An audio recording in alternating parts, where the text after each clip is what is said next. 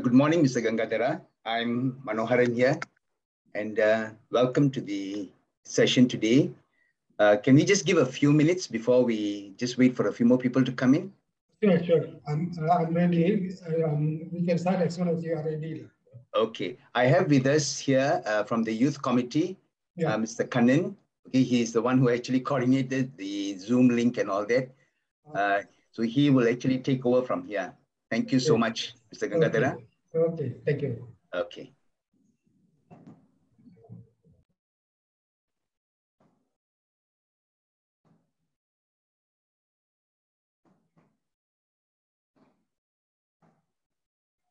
Sort out the share screen, give you a few minutes. So he said given you a few minutes, people are still coming in.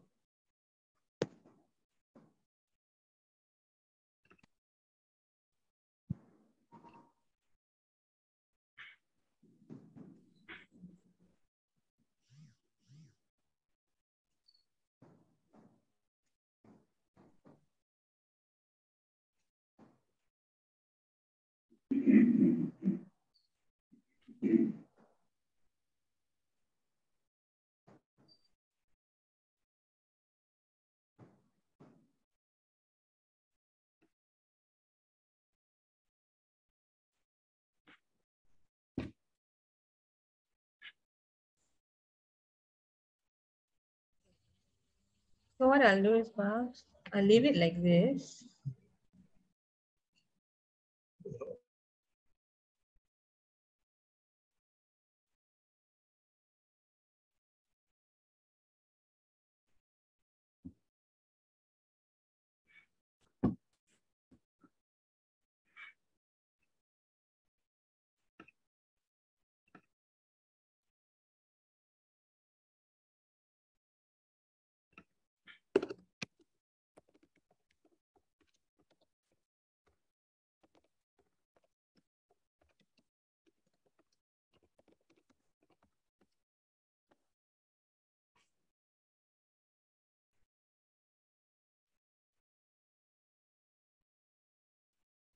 Answer whether they can see your screen. Yeah, we can see the screen. We can see. Okay, I think I can manipulate the slides. Yeah. Answer whether they can see your screen. If they can see. Yeah, we can see the screen. We can see the screen. It's very clear. Yeah, thank you. Okay. Mr. Manu, shall we go ahead and start? Yes, I think we can start. I'm ready. We can start. Okay. Right. It's being recorded. Okay. All right. Good morning, everyone. Thank you for taking the time to join us today. My name is Kannan. I'm actually from the Temple's Youth and Education Committee. This talk was brought to you by the Youth and Education Committee of Sri Rajeswary Temple. We'd like to thank Mr. Gangathara for his time, taking his time to share with us more about Hinduism. The topic today will be seeing divine in nature and environment. Since it was a day yesterday, the topic will be able to resonate well with all of us. A bit of background about Mr. Gangathara. Mr. Gangathara is actually the founder and former advisor to Sri Sithi Vinayagar Temple Library in PJ. He was also the founder and advisor to Hindu Youth Organization of PJ and former president and honorary advisor to Befrienders Counselling Center of Malaysia. So before we go ahead and start, a little bit of housekeeping. Please keep your mic mute. Since we are recording this session, you're free to also disable your camera. We will be using this recording for our YouTube channel. And if there are Q&A sessions later, then I guess we can unmute and ask your question.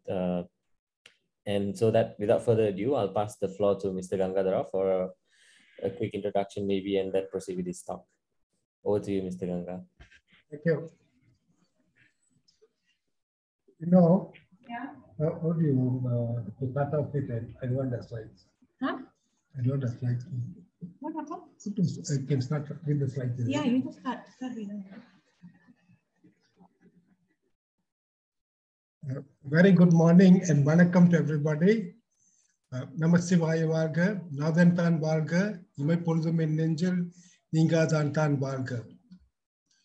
First of all, I would like to express my appreciation to the Sri Rajeswary Temple for giving me this opportunity to share with you all this morning.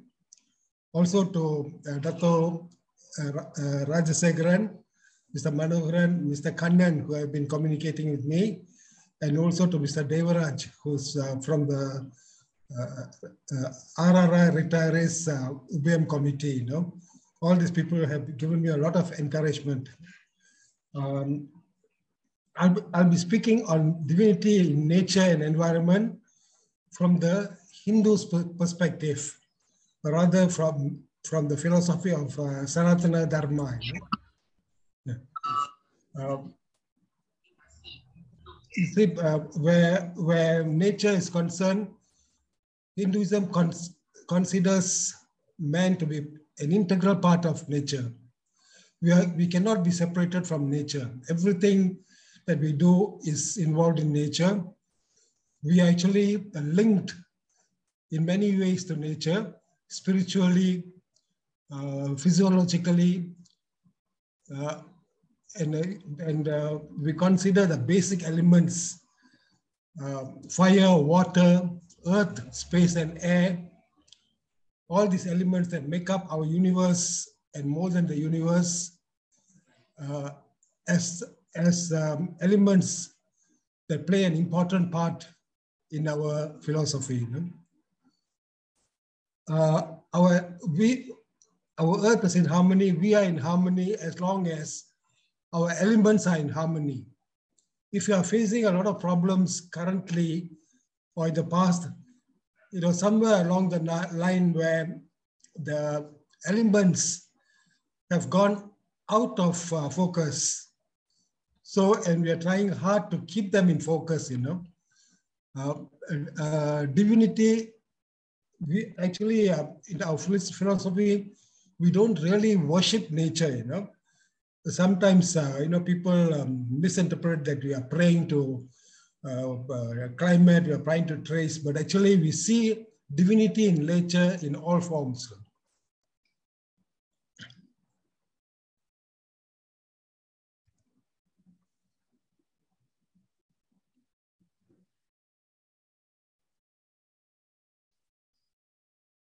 Like I said, when the elements are in harmony, nature is in balance.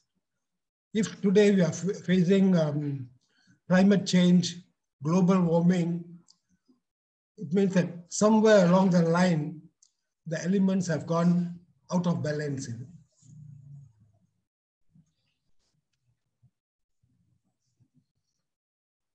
Our philosophy has great reverence for life, as well as not only just for living things, but also for inanimate things, because they are all connected, you know, whether they are animate or inanimate, you know. This includes man, animals, plants, which are all bound together in a cosmic web. One of the key principles in Hinduism is ahimsa, which strives to show a love for all life and to respect and protect nature, because nature encompasses all life. Earth is regarded as the universal mother, the mother for millions of years. And we have grown the capacity, we have gone through evolution and have the capacity to determine the path for the future. In the Hindu concept, you know, the universe is made up of the elements which are referred to as the Panchayati, you know, namely space, air, fire, water, and earth. You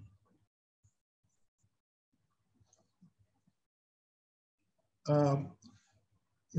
Lord Shiva, those of us who are Saivites, we worship him in manifestations of these 5 elements, you know. Lord Shiva as earth is worshipped at the Ergambareswara temple in Kanchipuram. He manifests in the form of the Prithvi Lingam.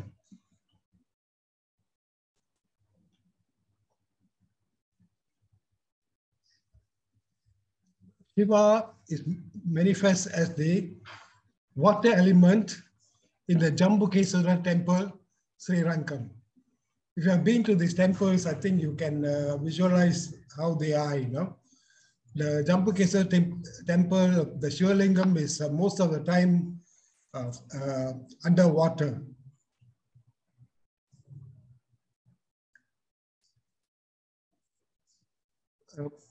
Lord Shiva manifests as fire in the holy Arunachaleswara temple in Tiruvannamalai. You know? Here he is regarded as the Jyoti Lingam and manifests as the fire element, which is infinite. You know?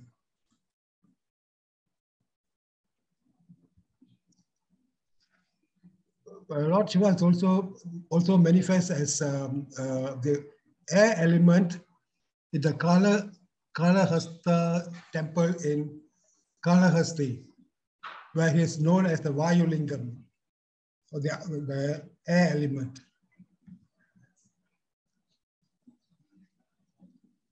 The famous Tillai Nadaraja temple, Lord Shiva manifests as the space element, or the Ahaya Lingam. The Tillai Nadaraja temple is considered one of the holiest temples for Hindus, where Shiva is worshipped as the formless deity. This is a place where they regard Shiva as the Sidambara Ragasyam, you know. When they show you the deity as Sidambara Ragasyam, you don't see any form there.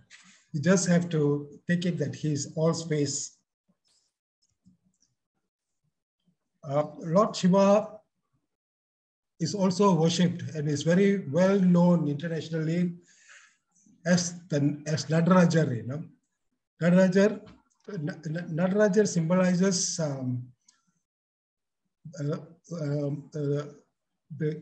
the tiniest to the vast universe, the tiniest atoms or ions. You know, his dancing form, Shiva in his dancing form, actually represents the movement of the atoms in the microscopic world, you know. And in this form, I think most of you all would have known that he depicts the 5 forms, his 5 forms where he gives grace to everybody, you know, but in protection, in destruction, in suppression and release, you know. And incidentally, it's very interesting that the dancing Shiva form has been adopted as the symbol of the European Organization for Nuclear Energy. As you enter the premises, I think it's in France, you'll find a large statue of Nadarajar. And what makes it interesting is they have lit up so that there's an image of the shadow in the background, you know. And you can see why they chose Nadarajar, because here they regard Nadarajar as the God particle. And you know, the systems inside the research station to many people actually resembles Lord Nadaraja in his dancing form.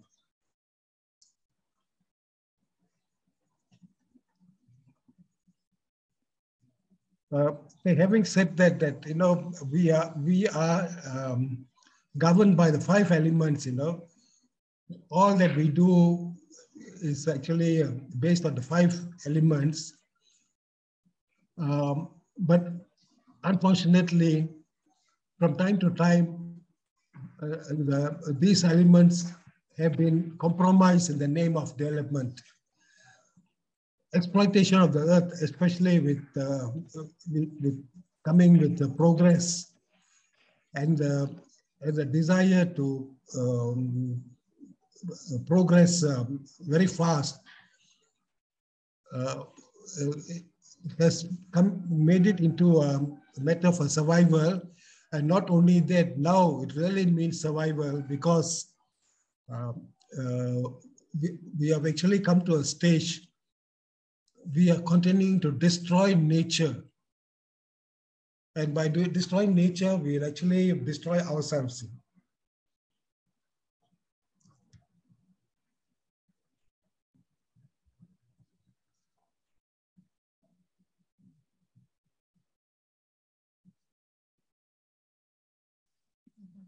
Okay, we'll see this now. This is your next slide.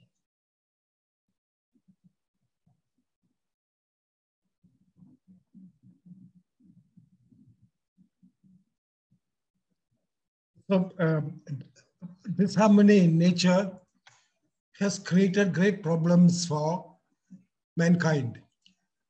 And unfortunately, wherever it happens, in a small way or large scale, it affects everybody on the planet.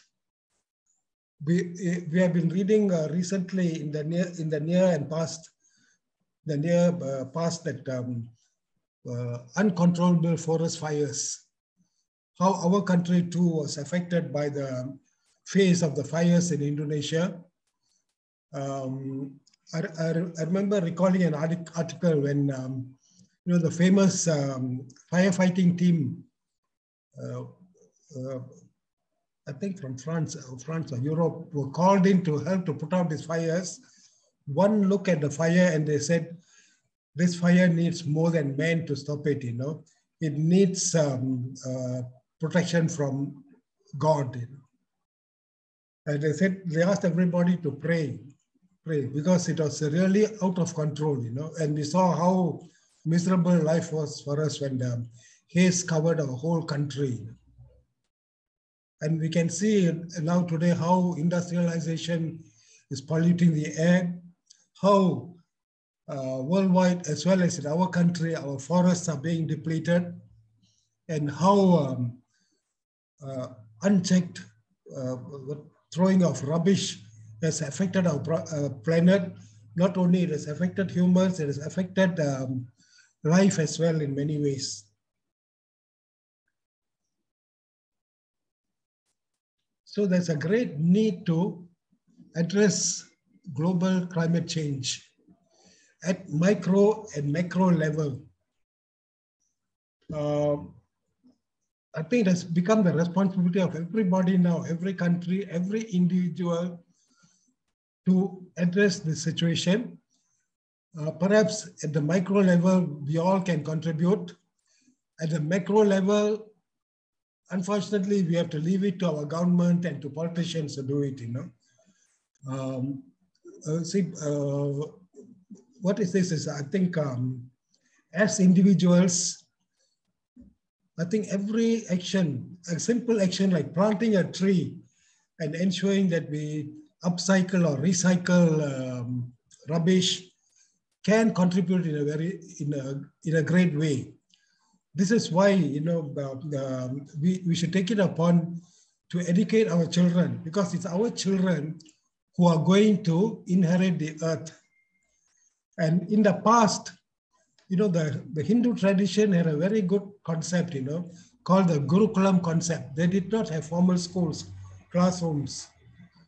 Gurukulams are actually classrooms held under the tree.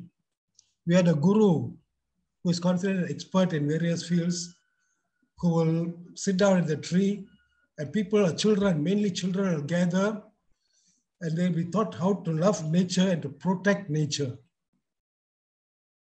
They are also taught of their individual and collective responsibility, and this includes prayer sessions. The thought is instilled in children that we are part of nature. And when we respect nature, we are actually showing our love for God. Divinity is involved in every aspect.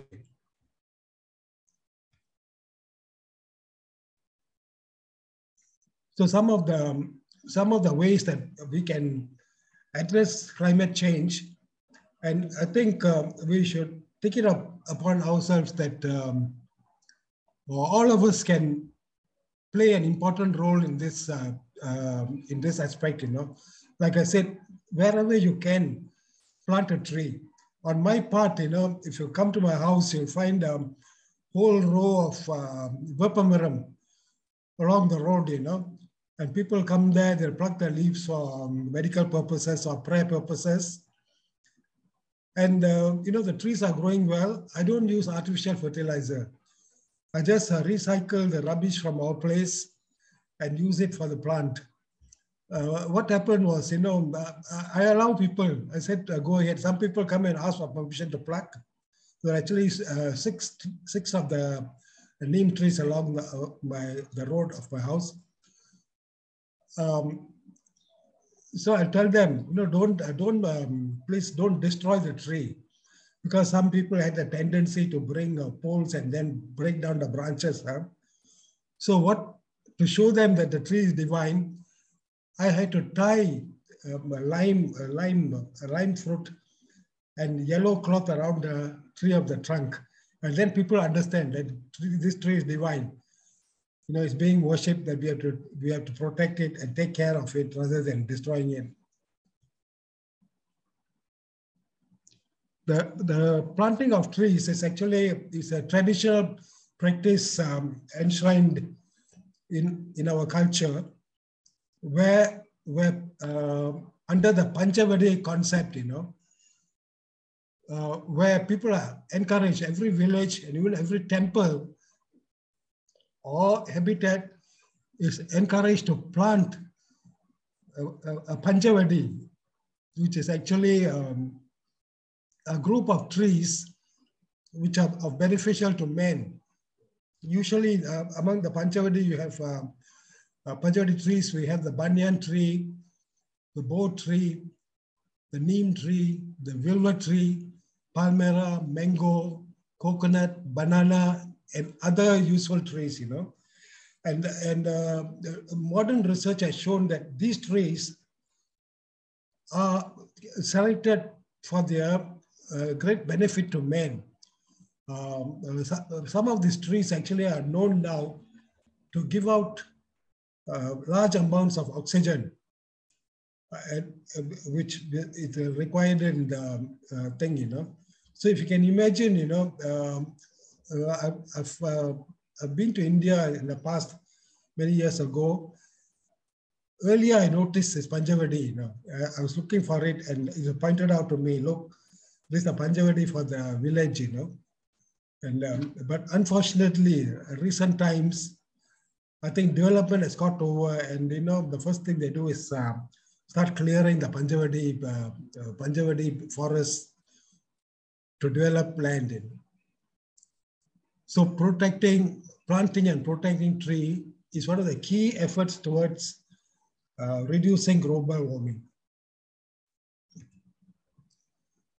Okay, some of the trees, besides this, every temple in India, locally, many temples have it. They have a sthala vriksham, or the temple tree, Quite often, the Vinayagar temple will have the Arasamaram, or the bo tree, as the sthala vriksham, but not necessarily. For example, the Vinayagar temple in PJ has got the Vilvamaram as the sthala vriksham. And the Gangathara temple in Brickfield, the Subramania temple, has got the Vanni tree as a sthala vriksham. I remember many years ago as a child, the Vanni tree was right inside the temple. But today it is relocated outside because they wanted to develop the temple. But I'm glad that they still maintained the Vanni tree as a sthala vriksham. Then we have the neem tree. In most Amban temples, the neem tree or verpamaram is considered as the Sthala Vriksham. And this another important tree here. This is the Kondrai Maram, Kondrai Maram, which is also considered very sacred for Lord Shiva. In fact, it's mentioned in several of our scriptures. Now, where's Kondrai Vendan, regarding to Shiva as the king of the Kondai tree. And then we have the Thevarams, Ponnar Meniyane, Milir Kondrai Anindavane, describing Shiva as the one who wears the Kondrai.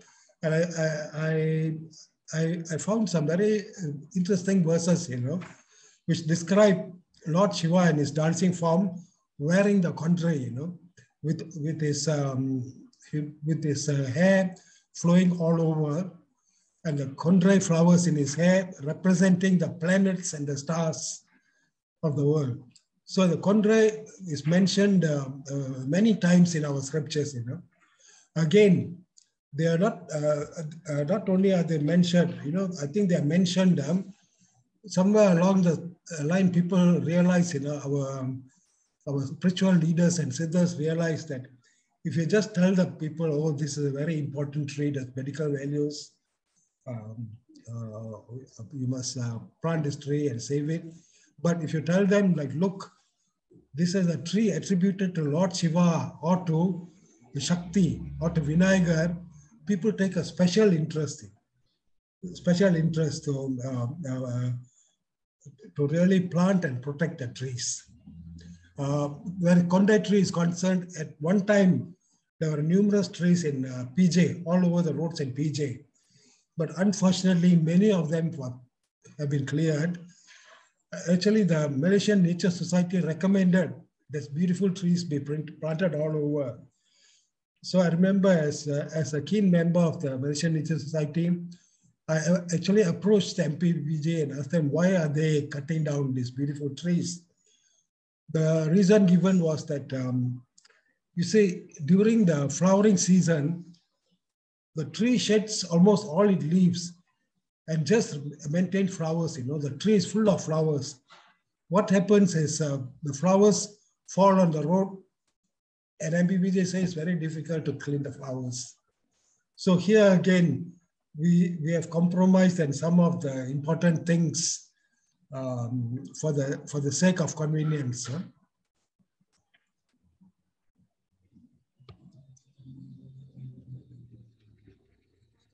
As an organization, I think we also have an important role. We need to network.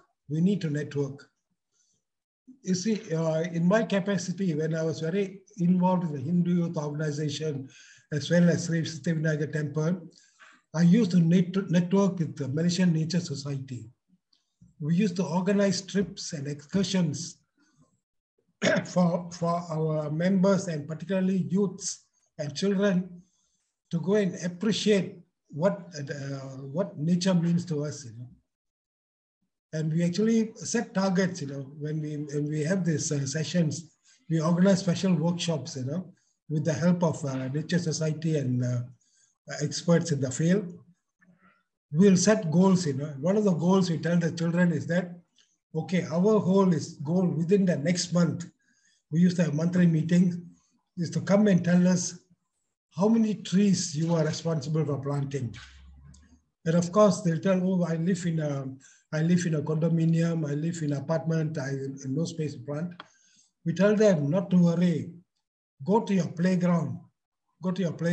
Find where there's a place you can plant a tree, And we even gave them a list of trees to look for and where they could get the trees, And that's why if you come to our SS1 area, if you go around the playgrounds, you will find that a lot of trees were not planted by MPPJ. It was planted by the residents of the area who knew the value of trees. So they are very protective. If there's any sign that these trees are going to be cut, the residents are up in arms to prevent the destruction of trees. So here again, I think network is important. Temples need to network with the relevant agencies, So what is since today's session is actually organized by the youth committee of Rajeswary Temple, I think we should focus a little on how youths can get involved, I think youth can come together to realize and accept the common values for our community. When we say community, let it benefit the larger community. See, like now that, thanks to the people who are in SS1 before me, they had planted a lot of beneficial trees, like neem tree, like, other trees which are of medicinal value, which people are benefiting, And I remember sometimes when my dad was alive, he'll tell me, look for this tree. And so when I go to pluck, if I see it in front of our house, I'll ask for permission. Then the person who lives there will tell me, oh, I planted these trees, I'm happy that you know the value, that somebody is of value to somebody. I think this attitude we should take, that when we plant a tree, we do it from unconditional love, without any expectations. It's just like planting a fruit tree, and when the tree bears fruit, somebody else may benefit. So this again, in our spirituality is, we have a saying, "Yan petta inbam perga vayagam." That means whatever I do, let the people benefit. Okay, I must say a little bit of the Arasamaram, one of my favorite trees. It's not practical to plant the Arasamaram in your compound because it can turn out to be a huge tree, This is why, in India and even in Southeast Asian countries like Thailand, Cambodia, they are actively planting the Arasamaram because they consider it a religious plant. In fact, I understand in Thailand, it is illegal to cut down a boat tree, Arasamaram. You need to get special permission, and for some important reason, the tree needs to be cut down. They will hold special prayers asking for permission from the divine to remove the plant, and they have to ensure that another plant is planted in another suitable area so that this plant can continue to serve, And when we talk of plants, see, they continue to serve. They don't move, but they just stand in one place and they give all the benefits. I did my own research on Arasamaram. I've written an article. I actually counted the number. I found about 36 organisms living in the tree, from birds, from snakes, butterflies, insects, all kind of things took shelter in the Arasamaram. So these trees actually, not only do they benefit humans, they benefit animal life as well. And the other thing is that if you notice, the leaf of the Arasamaram is heart-shaped, And, even in modern tradition, we say heart-shape represents love, So can you imagine next time you go to a temple or a place where it's Arasamaram, just look up at the tree and you'll find that there'll be thousands of leaves.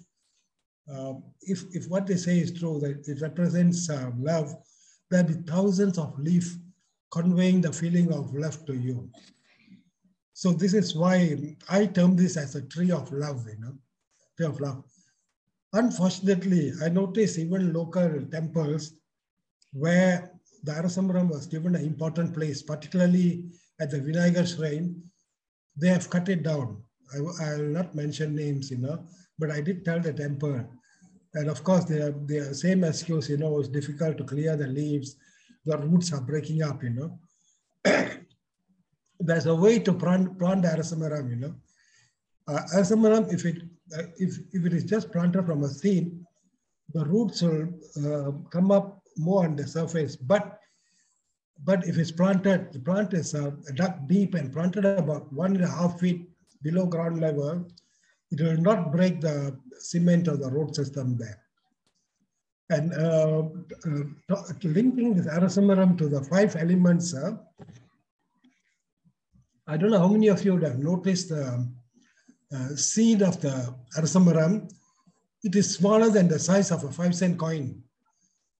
And, you know, and then when you look at it, the tree really grows to a huge plant, huge plant. In fact, I saw in villages, actually saw places where they were having functions, you know, where about 100 to 200 people were taking shelter in the, excuse me,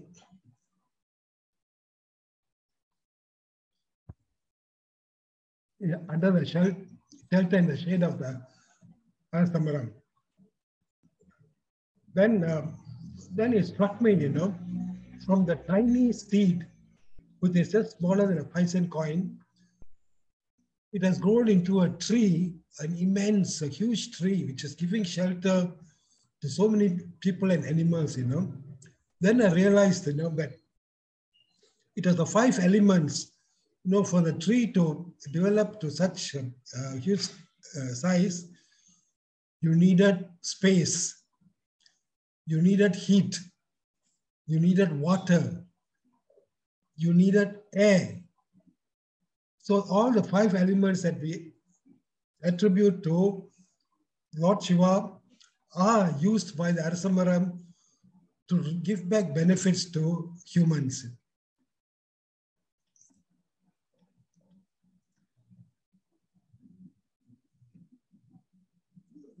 So the message here, I like to convey, or rather from our tradition, is that we are part and parcel of nature, and being with nature is very important for us. It's essential for us to be with nature. So because we cannot go against nature, if we are unable to really encourage growth of nature, let nature be, you know. Don't destroy a forest, don't destroy trees unnecessarily. Being proactive, teach our children who are our future how to appreciate nature, how to be part of nature. And then you will see the benefit. You know, even if you are living in a condominium, we teach children to grow plants. We even provide them with the plants and pots, you know. Grow plants and pots, you know, which are suitable for the in a confined atmosphere like apartments or condominiums. And again, you know, we set targets. We tell the children we are going to give prizes for the children who can take a photograph or bring and show us how you have developed your tree, you know. And they are encouraged. They are encouraged, and you know, they feel so enthusiastic when they come and show us, Uncle, this is the flower which I got from my plant, you know.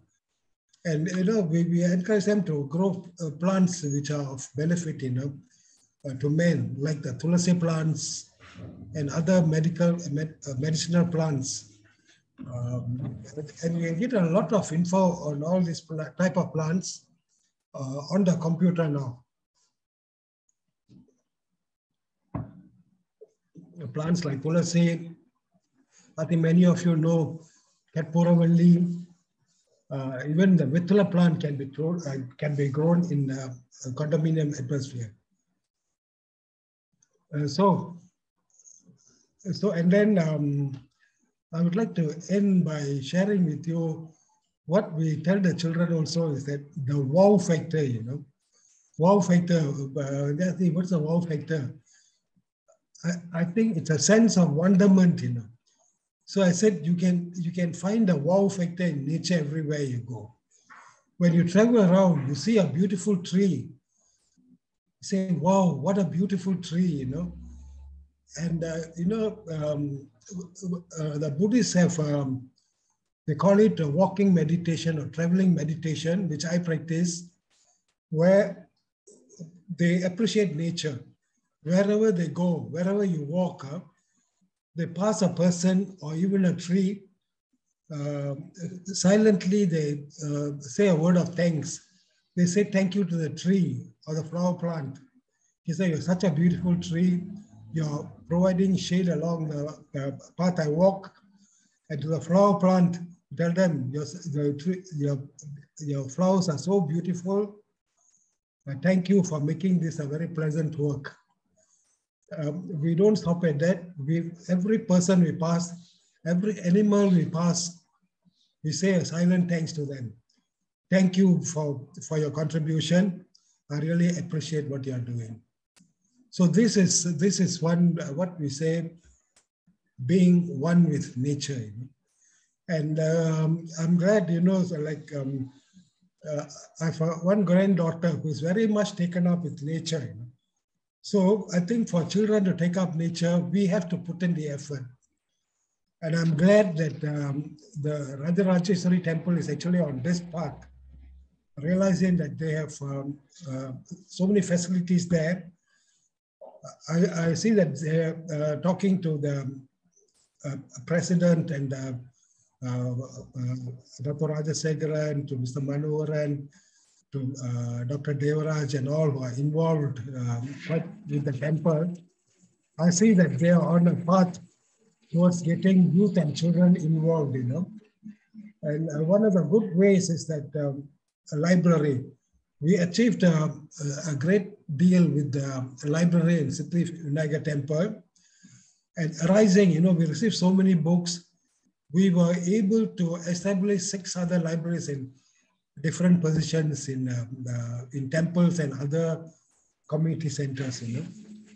And I can see the benefit, you know, the children, although sad to say the reading habit is going down, but with facilities provided and with encouragement, children fetch, you know. Like some of the things we did in the Sithi Vinayagar temple, we had a reading space for the children. And then occasionally we gave them pictures to colors involving nature. And we gave them prizes for those who did a good job. Not only that, occasionally we organize treasure hunts around the temple premises where the children have to go and look for certain things, you know, maybe involved with nature, maybe with religion. And they're very enthusiastic. It's so nice to see them all. And we found that parents are getting involved. So we made it a team effort with parents and children. You know, it's good to see things happening that way, you know. Not only that, we organize nature trips. You know. And I'm very much into nature trips. Now health is a problem, but you know, previously I used to take walks in nature areas and nature reserves, you know, like the Bukit Gasing Nature Reserve, like the Templar Park waterfall area. We organize actually trips for children and youth to go to these areas. And to make it beneficial, interesting, we actually organize treasure hunts, you know, and it went down very well with the people. And I'm told now, in fact, many people are disappointed that during the restricted MCO period, many of these parks were closed down. But they have started opening up now. And the people are going there, you know. So these are areas which the temple could explore, not only temple, parents, you know, to get their children interested in nature. Because, you know, Bukit Gasing, I used to give conducted tours, you know, also in Templar Park area. I used to do conducted tours. It was very satisfying to see a lot of families have become regular visitors to these areas. Yeah, and so that's what I was telling you. In a small way, I'm trying to instill love for nature in my grandchild. And every now and then she'll say, Grandpa, look, such a beautiful thing. Look at the butterfly, look at this thing. She can spot squirrels and all, and she gets very excited. So this is what we want to happen, getting children interested and youths. I think youths have a great potential. We organize many excursion trips out of town to places where we linked nature and youth and activities. I must share my experience. I was an active member of the Malaysian Nature Society, and I learned a lot about nature. So if you have children who are school-going age, with special subscription rates, get them to join, because you got very good guides there and people who organize trips very safely. So I must tell you some of the things that I learned, even spiritually, with the Nature Society. I remember visiting with a team from Malaysian Nature Society to the world's largest cave at that time, the Mulu complex in Sarawak. Unfortunately, many of the tourists there now are foreigners, because I think our local people consider it, oh, it's in my backyard, so not important. But it was amazing. I think you have to go and see for yourself nature's handiwork in that temple. It's amazing. I think no photograph can do justice. No video can do justice. You have to go and see for yourself. And I remember one very interesting experience. We had a nature guide, who told us, took us deep inside the cave, one of the caves, where there was no light, no sound, complete darkness, It can be very unnerving. And then after walking a while, he said, everybody switch off your lights, no lights. And he just said, sit down and don't do anything, don't talk, don't do anything. So it was actually a form of meditation. You just sit there in silence and just absorb the atmosphere. This is my experience, that not everybody experienced it. But after a while, I found that I was like floating in air, I couldn't feel the ground beneath me. So later when I talked to the guide, he said, yes, this is what is called meditation, the effects of meditation.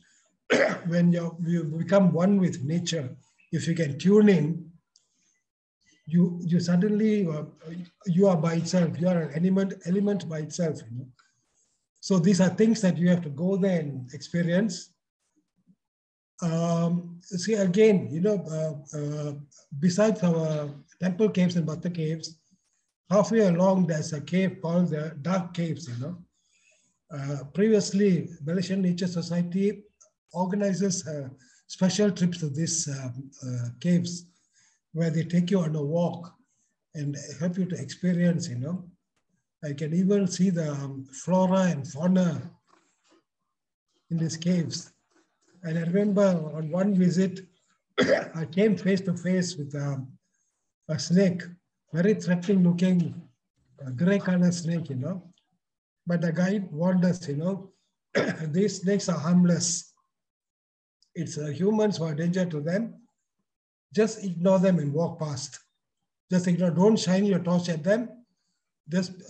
So these are interesting things where if you go with proper guides, you'll be able to appreciate it. So a lot of trips we have organized to the Kuala Selangor Nature Park. Also a very interesting place to tune in with nature. So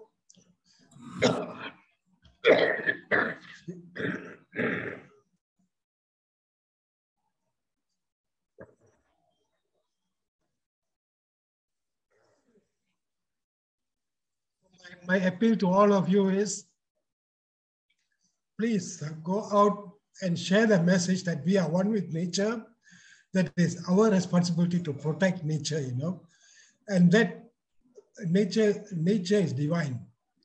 We worship God through nature in many ways. And there are many, some of our festivals, including Pongal and Navratri, are actually celebration of nature. If you study Navratri, you will find it is actually the process of appreciating evolution. You know, the Navratri Kolo, many people may not be aware, has 9 steps. You know, at the bottom they usually have a water, and they grow Navadhaniyam in the bottom step.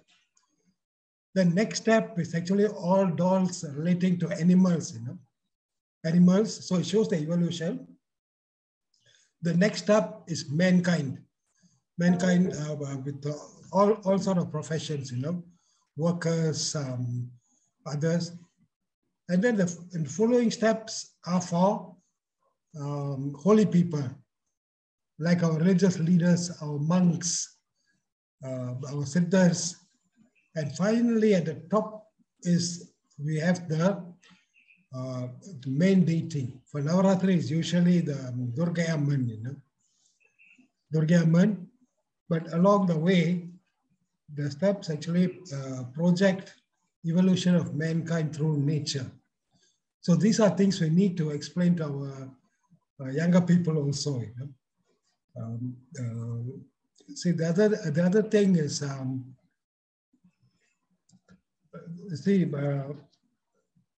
I'll be finishing in a short while. Our deities, if you look at our deities, I admire some of the pictures, portraits of our deities, specifically drawn by the artist Ravi Varma. You know, if you look at his original paintings, there are 3 pictures I have. I've got copies of his 3 pictures. One is Durga Amman. It shows Durga Amman in a very beautiful natural setting, in a forest-like setting, sitting on a lion, which is a Vahanam. And the message here is, you are able to control your inner instincts, but be aware, if you ride the lion, you must be in control of the lion. Then we look at so if you want to see these pictures, go into Google Images and search for Ravi Varma, and you'll find a whole lot of images. Incidentally, Ravi Varma was the first person who actually produced images, mass-produced images of our deities. At that time, he was not well received, because at that time the feeling was, oh, the image should be made out of bronze or stone. But Ravi Varma made it possible for images to go worldwide. And so Lakshmi is seen also in a very natural setting, on a pond, standing on a lotus flower, open lotus flower, not sitting. So again, just like plain, Ravi Varma actually took his messages from scriptures, earlier scriptures. Lakshmi still standing on the lotus flower, because the message is that she could just leave any time. She's not sitting there. And she's standing on a very fragile lotus flower. Then we have Ma Saraswati, who's sitting, again, Ravi Varma, see the Ravi Varma Saraswati picture. She's sitting on a rock. Again, beautiful background with a lot of animals, elephants, peafowl and things. The message here is Saraswati is sitting on a rock, because if you know Saraswati, she means education. And education is like a rock, cannot be destroyed. And you're on very permanent grounds. Yeah, and then she holds a veena. Very meaningful, the pictures, you know. Lakshmi sings showering gold coins and all. So next time, tell our children also, if you take a walk around the temple, you'll find that all the deities, images in the temple have special meaning. So with this, once again, I would like to give my, to convey my sincere appreciation and thanks to the Sri Rajeswary Temple and to all the officials, particularly Dr. Rajasekharan, Mr. Manoharan, Mr. Kannan, Dr. Devaraj, and all those people who have encouraged me and given me this great opportunity to share. So thank you very much. And I look forward to seeing you all again. I do hope these sessions like this, not necessarily by me, by others who are also very knowledgeable, will become a regular feature.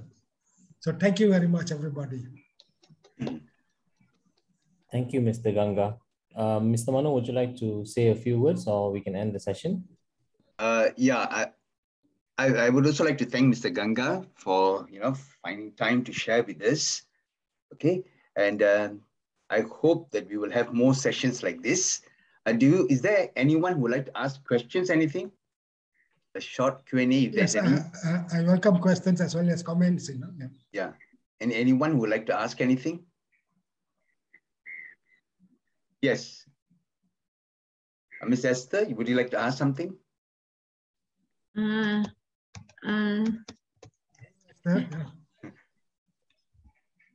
Oh, so happy to see Mr. Ganga here. I know he is a real true nature lover. Wonderful, wonderful. Okay. Thank you, Mr. Ganga. I miss your session, so I hope that we can get the recording somewhere because I had something on just now, but I really, really love Mr. Ganga's presentation anytime. Where can we get the recording? The organizer told me they're recording, Yeah. So once it's ready, I'll convey or I'll ask them to convey to you. Yeah. Thank you so much. Thank you. So nice to see you and the rest here. So Esther Smalin, Vijay. Have a nice day. Okay, good. Yeah, thank you so much, Mr. Ganga. Yeah. And I truly appreciate what you have done for us. And we hope to have more sessions like this, Yeah. Thank you once again. Thank you so much. Another thing, yes. If there are any questions based on the presentations or comments, you're welcome to email me. I think many of you have my email. The email is quite simple, gangadhara@yahoo.com. Okay, good. And I'll be happy to answer. And if you want a verification where I got this information to, I can't display the references here. I can give you the references where you can go and get more information on the subject. Thank you. Thank you, Mr. Gangathara. And then also, they're welcome to WhatsApp me. I think the temple has my number. So feel free to WhatsApp me.